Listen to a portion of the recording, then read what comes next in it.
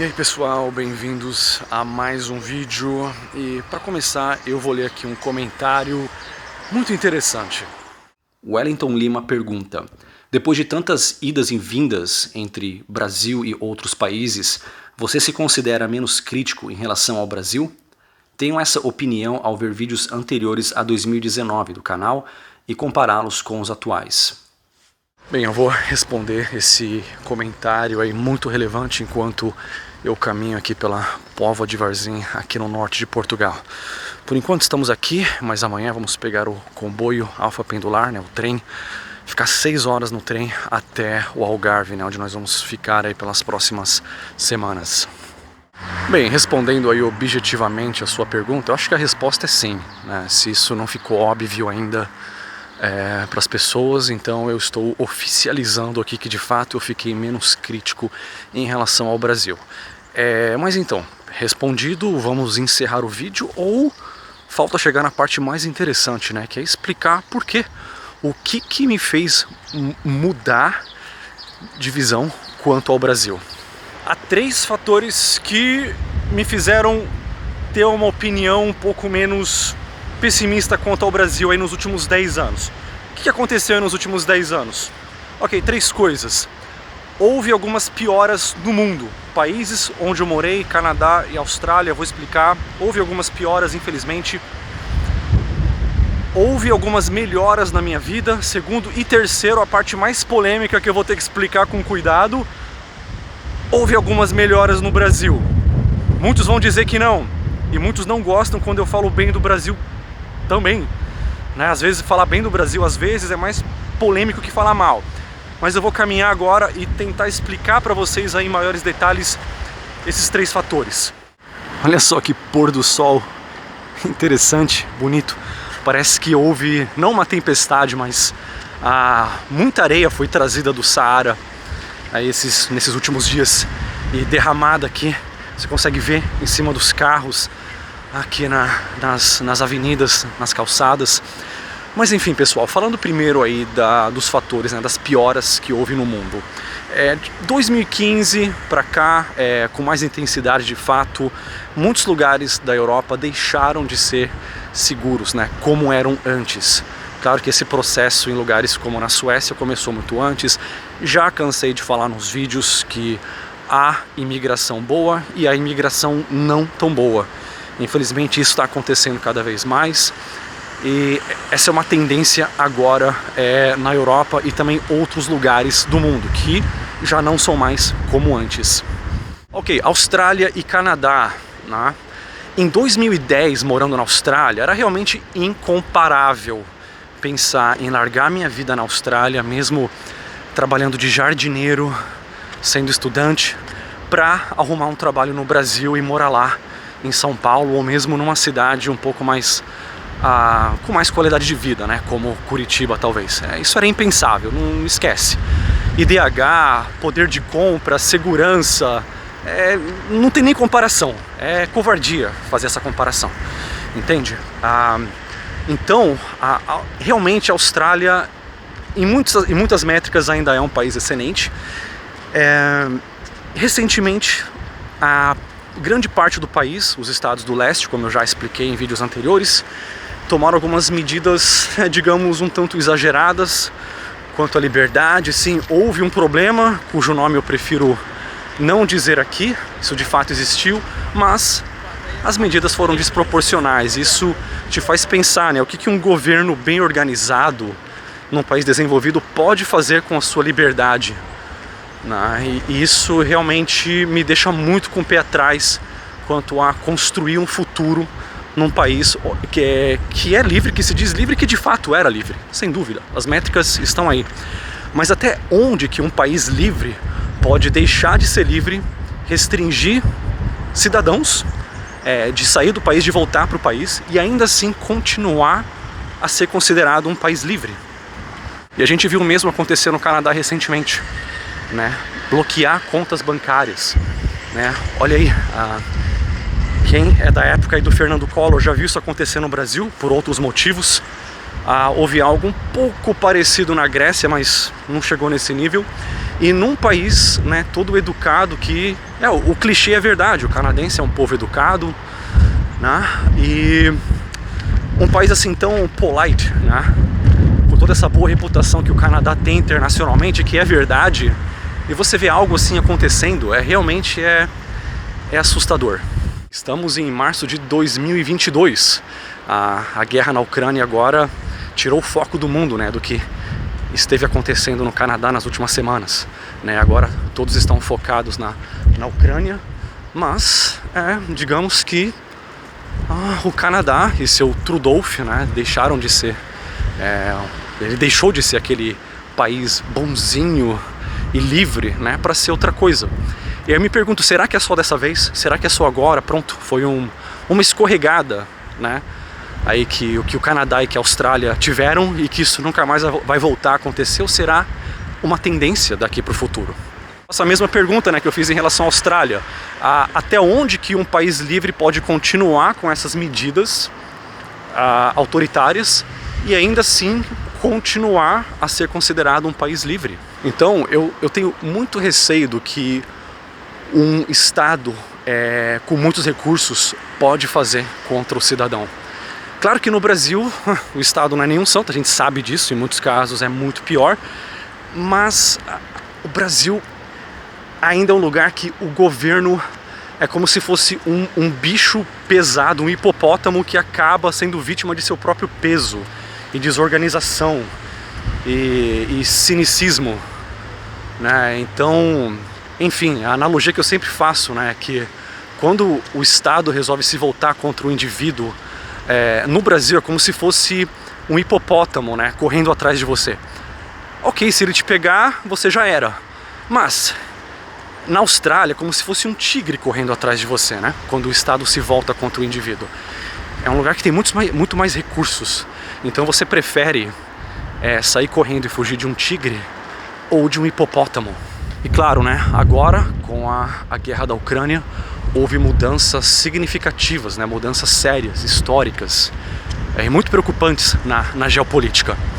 E o Brasil, e eu já falei isso há muito tempo, mesmo lá em 2017, quando eu sempre criticava o Brasil em termos de violência, eu já falava do Índice Global da Paz. E pode ver vídeo meu aí de 2016, onde eu falei por que o Brasil não está mal colocado nesse índice. E eu expliquei, o Brasil sim tem violência, problemas internos, mas externamente o Brasil, geopoliticamente o Brasil é um país pacífico, sempre foi. É um país que não se mete com ninguém, não arruma encrenca, não tem bombas atômicas que ele está ameaçando usar contra ninguém. Então, como já foi o caso durante a Segunda Guerra, ou no caso de uma possível Terceira Guerra, o Brasil sim é um lugar muito menos pior, não vou dizer melhor, mas é um lugar menos pior, aí de uma perspectiva de segurança geopolítica. Pois é, pessoal, então essas foram as pioras, né, que houve no mundo aí na última década, mais especificamente aí nos últimos poucos anos aí. É o que eu falo, né, o Brasil sempre teve problemas, nenhuma novidade, crise, problemas, instabilidade, o Brasil sempre teve. Então há 10 anos é como se a Austrália estivesse aqui em cima e o Brasil aqui embaixo, tá? Enquanto que agora o Brasil continua aqui embaixo, só que a Austrália que estava aqui em cima, ela também deu uma bela de uma descida, entendeu? Eu falo mesmo pro Canadá. Só que eu ainda diria, se eu dependesse de um salário, eu ainda preferiria continuar na Austrália ganhando meu salário lá, como era o caso, do que se mudar para o Brasil, voltar para o Brasil e ter que lidar com todos os problemas. E um deles, né, um dos piores problemas do Brasil, além da violência e instabilidade, que é o salário baixíssimo. Então, se essa fosse minha situação até hoje, prefiro ainda, apesar dos problemas, né, eu ia admitir, sim, o Canadá piorou, a Austrália piorou, mas o Brasil está muito pior, prefiro ficar por aqui mesmo. Só que, na minha vida agora, houve melhoras também, vou falar sobre isso. Eu não preciso mais de um salário local. Vocês sabem, eu trabalho de forma remota, né? Sou nômade digital e é isso, né? Não é tanto o quanto você ganha, mas como você ganha dinheiro, que te possibilita estar em qualquer lugar. Você consegue maximizar os seus ganhos e blá blá blá. Já falei disso em muitos outros vídeos, não é o assunto aqui. Mas essa liberdade geográfica é que muda tudo, né, é que aí você passa a olhar para o mundo de outra forma, né? Quando você é um imigrante tradicional, você vai para onde o salário é alto, ponto. Mesmo que você tenha que se submeter, né, como eu fiz ali, trabalhando de faxineiro no Canadá, jardineiro na Austrália, naquele calor de 40 graus, ou de vez em quando com geada, acordando 5 da manhã, mas foi com esse dinheiro que eu fiz muita coisa, né? Foi com esse dinheiro no Canadá, trabalhando lá de peão, digamos, que eu consegui juntar grana para ir para a Austrália, né? Onde que no Brasil eu conseguiria isso? Só que quando você passa a ter uma renda independente, a dinâmica muda. Aí de repente países que são mais humildes, mais pobres, passam a subir totalmente no seu conceito, né? Um exemplo é Portugal, onde eu estou agora. Se eu tivesse que trabalhar e receber um salário, prefiro 1000 vezes continuar na Austrália, apesar dos problemas. Mas como esse não é o caso, prefiro estar em Portugal. E já citei tantos outros aqui, né? Quem é novo não conhece meu canal principal, lá tem vídeos sobre a Geórgia. Recentemente passamos pela Croácia também, e há tantos outros aí pelo mundo, né? Então, devido a essas mudanças na minha vida, né? Quem não me conhece, eu era muito pobre, nasci na periferia de São Paulo e tal. Tudo isso era um sonho, né? Consegui isso. E depois também, mesmo estando no Canadá, tendo que trabalhar de faxineiro, depois fui para a Austrália e tal, minha vida melhorou. Hoje tenho essa liberdade, então, né, consequentemente, essas são as melhoras na minha vida, né? Isso consequentemente impacta a visão que eu tenho em relação ao Brasil, porque eu consigo, né, quando eu volto para o Brasil, isso tem acontecido aí desde 2018, eu estou num Brasil bem diferente daquele Brasil onde eu estava quando eu era pobre lá na periferia de São Paulo, né? Então é outro Brasil, que eu sempre falo pro pessoal, né? Em qual Brasil você mora? E quando a minha realidade mudou, passei a estar num Brasil melhor.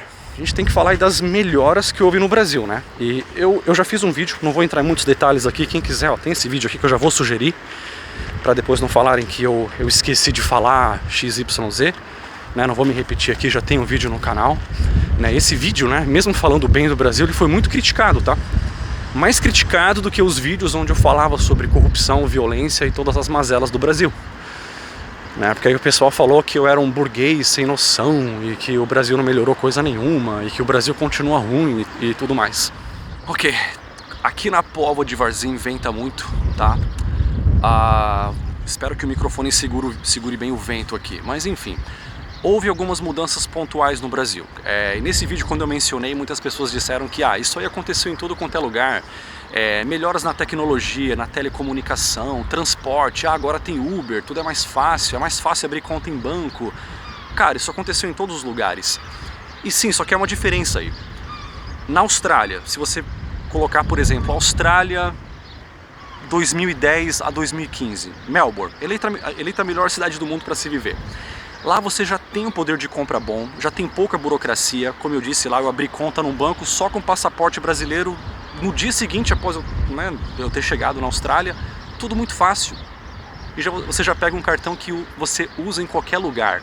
Então tinha bem menos burocracia, transporte também de qualidade. Então quando tudo isso chega lá, agora é mais fácil abrir conta num banco, tem banco digital, é mais fácil investir, tem Uber. Tipo, ok, o que estava bom, agora ficou melhor, legal, e daí? Só que no Brasil, aí que tá, o Brasil, é aí que eu sou chamado de vira-lata, era um país extremamente atrasado na questão bancária, na questão de transporte e na questão de telecomunicação. Era um país extremamente e propositalmente atrasado. Então essas pequenas melhoras afetaram o Brasil de uma forma muito mais positiva do que foi o caso, né, de outros países. É como você pegar o mesmo prato de comida e você dá para uma pessoa que já está bem alimentada e outro prato de comida, a mesma quantidade, você dá para uma pessoa que está passando fome. Entende? Para essa pessoa passando fome vai fazer muita diferença, mesmo a quantidade sendo a mesma que você deu para outra pessoa. Então, essas pequenas melhoras no Brasil, aí na tecnologia, elas chegaram por baixo do radar do Estado, protetor de oligopólios, né? Os oligopólios que dominavam telecomunicação, transporte, os bancos, basicamente barrando o Brasil, deixando o Brasil na Idade Média ainda, entende? E ia continuar assim, porque você tem lá alguns monopólios e oligopólios protegidos pelo Estado, livre concorrência pra quê? Né? Então esse era o grande atraso do Brasil. E essas tecnologias, né, chegando por né, por baixo do radar do Estado, acabou facilitando muito a vida do brasileiro. Ok, é uma super melhora, agora o Brasil é um país com alto poder de compra, a violência foi reduzida? Infelizmente não, continua tendo problemas, mas as melhoras são inegáveis. Então essas pequenas melhoras em comunicação, e no setor bancário e em transporte, Uber, por exemplo, foram melhoras que no Brasil fizeram muita diferença. Então é muito mais confortável e menos burocrático agora lidar com o Brasil. Ok, nessas pequenas melhoras é que eu vejo que o Brasil agora é um pouco diferente, não é aquela dor de cabeça, aquele estresse desnecessário que eu enfrentava quando eu voltava para o Brasil em 2008, 2010, 2014, porra, 2018 eu já estava melhor, 2020, 2019 na verdade, né, já bem mais fácil, entende? E é isso.